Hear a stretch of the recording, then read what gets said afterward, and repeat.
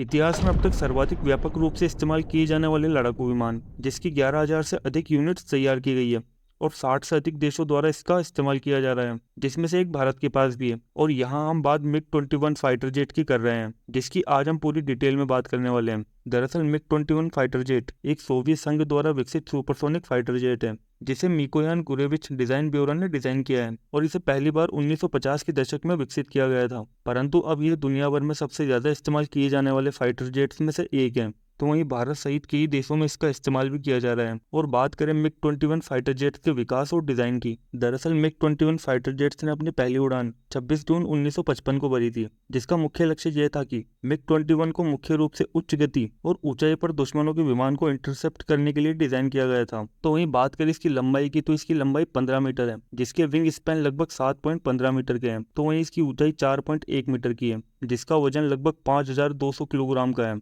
जिसमें 2 मास की R-25 after burning turbofan engine लगा है, जिसकी अधिकतम गति 2,200 किलोमीटर प्रति घंटा है, जो कि अधिकतम 17,500 मीटर की ऊंचाई तक आराम से उड़ सकता है।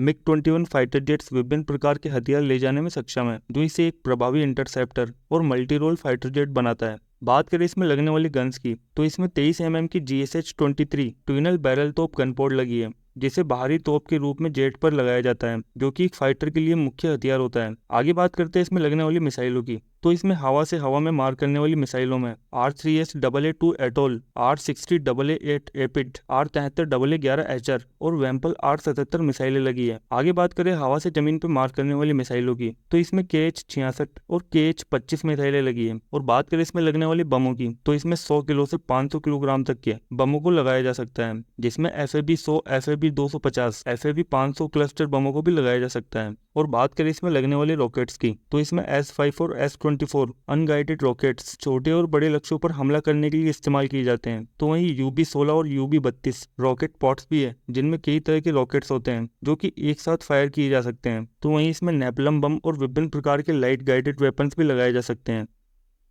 और बात करें मिग-21 के प्रमुख संस्करण की, तो इसके 4 तरह के उन्नत संस्करण बनाए गए थे, जिसमें सबसे पहला संस्करण मिग-21F है। तो वहीं दूसरे की बात करें तो यह मिग-21PF है, जो कि रडार और इंटरसेप्टर से लैस है। तीसरे पर आता है मिग-21MF, जो कि एक मल्टी रोल वर्जन था। और चौथे नंबर पर है मिग-21 बाइसन, जो कि भारतीय वायुसेना द्वारा अपग्रेड वर्जन है। और अब बात करते हैं भारत के मिग-21 की, तो भारतीय वायुसेना ने मिग-21 को 1963 में अपनाया था, जो कि लंबे समय तक भारतीय एयरफोर्स की रीढ़ की हड्डी भी रहा है, जिसे भारतीय वायुसेना में इसे फ्लाइंग कॉफिन और विधवा निर्माता जैसे भी नाम मिले हैं, क्योंकि इसकी कई दुर्घटनाएं भी हुई है। हालांकि मिग-21 बाइसन अपग्रेड के बाद यह 21वीं सदी तक ही उपयोग में रहा, लेकिन मिग-21 ने कई युद्धों में भाग लिया है, जैसे कि 1965-1971 के भारत पाकिस्तान युद्ध और 1999 में कारगिल युद्ध में। और अब बात करें मिग-21 फाइटर जेट की खासियत की, तो यह तेज गति से उड़ान भरने में सक्षम था, जो कि एक सरल डिजाइन और किफायती निर्माण लागत में तैयार किया जा सकता था। और मिग-21 को कई देशों द्वारा इस्तेमाल किए जाने की वजह से